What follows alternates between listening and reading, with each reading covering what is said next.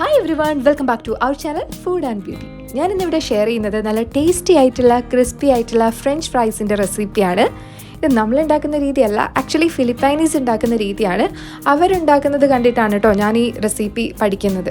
അപ്പോൾ ഞാനിങ്ങനെ ട്രൈ ചെയ്ത് നോക്കിയപ്പോൾ നല്ല ക്രിസ്പി ആയിട്ട് തന്നെ കിട്ടുകയും ചെയ്യുന്നുണ്ട്. അപ്പോൾ കുറച്ച് നേരം ഇരുന്നാലും ക്രിസ്പിനെസ് ഒന്നും പോകത്തില്ല. നമ്മൾ പല രീതിയിൽ ട്രൈ ചെയ്തിട്ടുണ്ടാവും. Double boiling, double frying method, അതുപോലെ തന്നെ ഫ്രിഡ്ജിൽ വെച്ചിട്ടുള്ള പരിപാടി, ഇതെല്ലാം കൂടി വരുന്ന കുറച്ച് ലെങ്തി പ്രോസസ്സ് ആണെങ്കിൽ കൂടി നമ്മൾ ഇതുപോലൊന്ന് ചെയ്യുവാണെങ്കിൽ നല്ല കടയിൽ നിന്ന് കിട്ടുന്ന ഫ്രഞ്ച് ഫ്രൈസ് പോലെ തന്നെ നമുക്ക് വീട്ടിലുണ്ടാക്കാം. അപ്പോൾ നമുക്ക് റെസിപ്പിയിലേക്ക് പോകാം. റെസിപ്പിയിലേക്ക് പോകുന്നതിന് മുന്നേ പറയട്ടെ, നിങ്ങൾ എന്തായാലും ട്രൈ ചെയ്ത് നോക്കുക. ഞാൻ ഇത് ഹൈലി റെക്കമെൻഡഡ് ആയിട്ടുള്ള ഒരു റെസിപ്പി തന്നെയാണ് കേട്ടോ.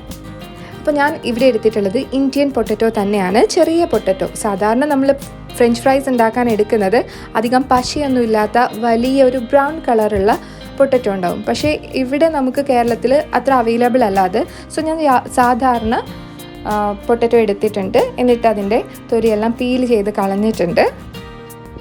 എന്നിട്ട് നല്ലപോലെ ക്ലീനാക്കി കഴുകി എടുത്തു വച്ചിരിക്കുകയാണ്.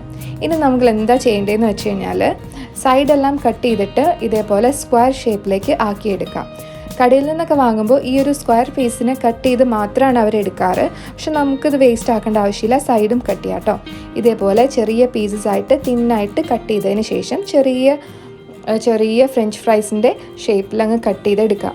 അതിനുശേഷം ഇത് നമ്മൾ ഇടാൻ പോകുന്നത് നല്ല തണുത്ത വെള്ളത്തിലാണ്. ഐസ് ക്യൂബ്സ് കുറച്ച് ആഡ് ചെയ്തിട്ട് വെള്ളത്തിലേക്ക് ഇട്ട് കൊടുക്കുക. നല്ല പോലെ കഴുകിയെടുക്കുക. ഇതിൻ്റെ പശയൊക്കെ നല്ലപോലെ പോകാൻ വേണ്ടിയിട്ടാണ് നമ്മളിങ്ങനെ ചെയ്യുന്നത് കേട്ടോ. അപ്പോൾ ഈ സ്റ്റെപ്പ് ഒഴിവാക്കാൻ പാടില്ല. നല്ലതുപോലെ തിരുമ്മി കഴുകുക. അപ്പോൾ ഒരു 2-3 ടൈംസ് നമുക്ക് വേണമെങ്കിൽ വെള്ളം മാറ്റി ഒന്ന് കഴുകിയെടുക്കാം. രണ്ടാമതും മൂന്നാമതൊക്കെ നമ്മൾ വെള്ളം ആഡ് ചെയ്യുമ്പോൾ ഐസ് ഇട്ടില്ലെങ്കിലും കുഴപ്പമില്ല. ഇനി നന്നായിട്ടൊന്ന് ഡ്രെയിൻ ചെയ്ത് എടുത്തതിന് ശേഷം നമുക്കിതൊന്ന് ബോയിലിംഗ് ചെയ്ത് എടുക്കണം. അപ്പോൾ ഇത് ബോയിൽ ചെയ്യാൻ പോവാണ് നമ്മൾ. ഫസ്റ്റ് സ്റ്റെപ്പ് നമ്മൾ ഈ ഐസ് വാട്ടറിൽ കഴുകിയെടുക്കുക എന്നുള്ളതായിരുന്നു. സെക്കൻഡ് സ്റ്റെപ്പ് ബോയിലിംഗ് തന്നെയാണ്. അപ്പോൾ നന്നായിട്ടൊന്ന് തിള വന്നതിന് ശേഷം 2 മിനിറ്റ് ഹൈ ഫ്ലെയിമിൽ ഇതേപോലെ വേവിക്കുക. ടൈം നിങ്ങൾ കറക്റ്റായിട്ട് നോക്കുക. 2 മിനിറ്റ്സ് മാത്രമേ വേവിക്കാവുള്ളൂ, ഓവറായിട്ട് കുക്കാവാൻ പാടില്ല. 2 മിനിറ്റ്സിന് ശേഷം നമുക്ക് ഓഫ് ചെയ്തിട്ട് വീണ്ടും ഒന്നുകൂടി ഡ്രെയിൻ ചെയ്തെടുക്കാം. അപ്പോൾ പെട്ടെന്ന് തണുത്ത് കിട്ടാൻ വേണ്ടിയിട്ട് ഡ്രെയിൻ ചെയ്ത ഈ ഒരു പൊട്ടറ്റോയിലേക്ക് കുറച്ച് വെള്ളം കൂടി എടുത്ത് ഒഴിച്ച് കഴുകി എടുക്കാം. അതിനുശേഷം നമ്മുടെ നെക്സ്റ്റ് സ്റ്റെപ്പ് എന്ന് പറയുന്നത് പാഡ് ഡ്രൈ ആണ്. നമ്മൾ ഏതെങ്കിലും ഒരു ക്ലോത്ത് വെച്ചിട്ട് ഇതുപോലെ ഒന്ന് ഡ്രൈ ചെയ്ത് എടുക്കണം. ജസ്റ്റ് ഇതുപോലെ ഒപ്പി കൊടുത്തിട്ട് എടുക്കുക. ഈ സമയത്ത് നമ്മൾ നല്ലപോലെ ഒന്ന് തിരുമ്മരുത്, നല്ലപോലെ ഞെക്കരുത്. എന്താണെന്ന് വെച്ച് കഴിഞ്ഞാൽ വെന്തിരിക്കുന്ന പൊട്ടറ്റോ ആണ്, സോ അത് ബ്രേക്ക് ആവാൻ ചാൻസ് ഉണ്ട്. നന്നായിട്ട് ഡ്രൈ ആയതിനു ശേഷം ഞാനിവിടെ ഒരു ഷിമ്മി കവറിലേക്ക് ഇതിട്ട് കൊടുക്കുന്നുണ്ട്. ഈ ഒരു സ്റ്റെപ്പ് നിങ്ങൾ ഒഴിവാക്കരുത് കേട്ടോ.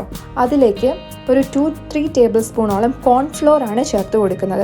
നല്ല ക്രിസ്പി ആയിട്ട് കിട്ടാൻ വേണ്ടിയിട്ടാണ് നമ്മളിങ്ങനെ ചെയ്യുന്നത്. എന്നിട്ട് നല്ലപോലെ ഇതുപോലെ ഷേക്ക് ചെയ്യാം.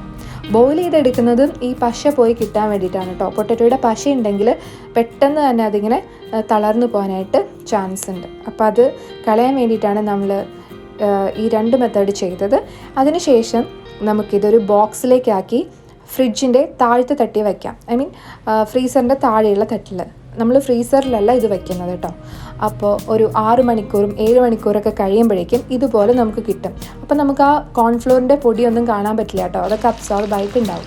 ഇനി നമുക്ക് ഡയറക്റ്റ് ഫ്രിഡ്ജിൽ നിന്ന് എടുത്തിട്ട് നന്നായിട്ട് പൊരിച്ചെടുക്കാം. അപ്പോൾ ഇതും ഡബിൾ ആയിട്ട് തന്നെ ഫ്രൈ ചെയ്തെടുക്കുന്ന മെത്തേഡാണ്. ഈ ഒരു കളർ എത്തുമ്പോഴത്തേക്കും നമുക്ക് മാറ്റി വയ്ക്കാം. അതിനുശേഷം ഇതൊന്ന് നല്ലപോലെ തളർന്നു വരുന്ന സമയത്ത് രണ്ടാമത് ഇതേപോലെ ഒന്നുകൂടി ഒന്ന് ഫ്രൈ ചെയ്തെടുക്കുകയാണെങ്കിൽ പിന്നെ കുറേ നേരത്തേക്ക് നല്ല ക്രിസ്പി ആയിട്ട് ഇരിക്കും കേട്ടോ. അപ്പോൾ നല്ല ടേസ്റ്റി ആയിട്ടുള്ള നല്ല ക്രിസ്പി ആയിട്ടുള്ള കടയിൽ നിന്ന് വാങ്ങുന്നത് പോലത്തെ തന്നെ ഫ്രഞ്ച് ഫ്രൈസാണിത്. നല്ല സ്ട്രോങ് ആയിട്ടുള്ളതാണ്. അപ്പോൾ എല്ലാവരും എന്തായാലും ഒന്ന് ട്രൈ ചെയ്ത് നോക്കുക. ഞാൻ ഈ രീതിയിൽ ട്രൈ ചെയ്ത് നോക്കിയപ്പോൾ എനിക്ക് ഭയങ്കര ഇഷ്ടമായിട്ടോ. നേരത്തെ ഞാൻ ബാക്കി 2 മെത്തേഡിലും ട്രൈ ചെയ്ത് നോക്കിയിട്ടുണ്ട്, അപ്പോഴൊന്നും കറക്റ്റായിട്ട് വന്നില്ല. ഈ രീതിയിൽ ചെയ്തപ്പോൾ എല്ലാവർക്കും ഇഷ്ടമായിട്ടുണ്ടായിരുന്നു. അപ്പോൾ ഇതിൻ്റെ മുകളിലേക്ക് കുറച്ച് മുളക് പൊടിയും ഉപ്പും അതുപോലെ തന്നെ ഫ്രഷ്ഡ് ആയിട്ടുള്ള എന്തെങ്കിലും ഹെർബ്സ് ഉണ്ടെങ്കിൽ അതും കൂടി ചേർത്ത് മിക്സ് ചെയ്തിട്ട് കഴിക്കാം. അതല്ലെങ്കിൽ ജസ്റ്റ് ടൊമാറ്റോ കെച്ചപ്പ് എടുക്കുക, മുക്കുക, കഴിക്കാം. അടിപൊളി ടേസ്റ്റിയാണ്. എല്ലാവരും ട്രൈ ചെയ്ത് നോക്കുക. ഫുഡ് ആൻഡ് ബ്യൂട്ടി റിലേറ്റഡ് വീഡിയോസിനായിട്ട് ഈ ചാനൽ ഇപ്പോൾ തന്നെ സബ്സ്ക്രൈബ് ചെയ്തോളൂ. അടുത്ത ഒരു അടിപൊളി വീഡിയോയുമായി വീണ്ടും കാണാം. Till then take care. By.